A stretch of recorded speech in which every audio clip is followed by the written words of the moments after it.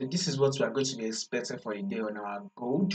So make sure you subscribe so that once we drop new updates, you will not miss out on your. Now this movement is not of a surprise on our gold. This movement is what we are anticipating for. We are anticipating for a bullish.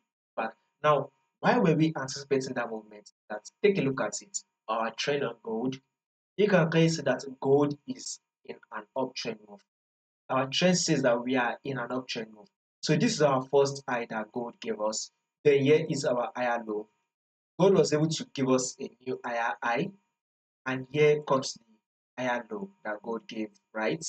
Then we add another bullish move, which is a new higher high, and here comes the higher low that gold gave. Then we are able to have a new higher high, and here comes the higher low, right?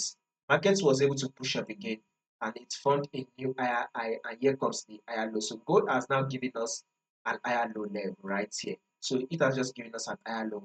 So our next movement on gold will be that should what eventually form a new higher high. So guys, what we should be anticipating for next on gold is a bullish move. So we should be expecting a bullish move, meaning gold to push up and this high and this high. So for this day, right for the day, we should be expecting gold to give us that bullish move. Because if you see it on your daily time frame also, it is kind of massive bullish move here.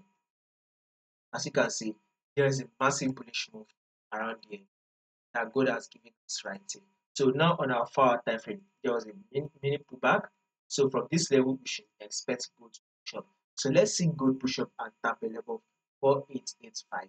So that is should be our target for the day, which is 4885. Once it taps that level, it's an update for what you should be expecting next on gold for